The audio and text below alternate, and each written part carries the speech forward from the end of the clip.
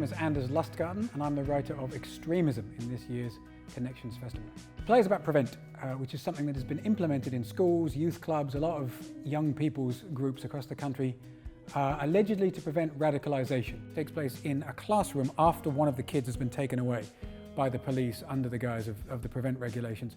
And we see the tensions between the students that have been simmering away start to erupt. My writing is very political, but it's also extremely inclusive of all points of view, in the sense that I think I make more of an effort to understand prejudice and bigotry, as well as heroism and bravery, than certainly our politics does.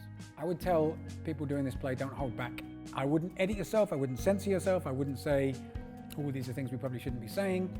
Try to understand the less likable characters, or the characters that do less likable things, with the same degree of empathy as we understand the marginalised and the victimised and the decent. I first became involved in theatre when I was working in prison. I was actually teaching on death row in California, and then I came back to teach in the British prison system. And the sense of a shared experience and collectivity, and being able to get prisoners, who are not a quiet group of human beings, to sit and watch and almost participate and try and come on stage and argue in character.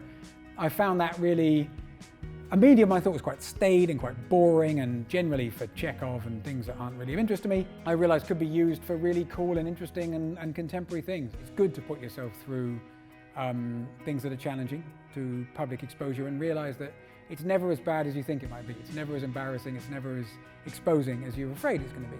It gives you a sense of connection with other people as well. When you're in a show, you're doing something collectively as a team or as a unit, there's a sense in which you form a connection with your castmates or your classmates that's quite different from what you're normally doing at school. I think there's something rather lovely in terms of what theatre can teach us about how to be a good human being.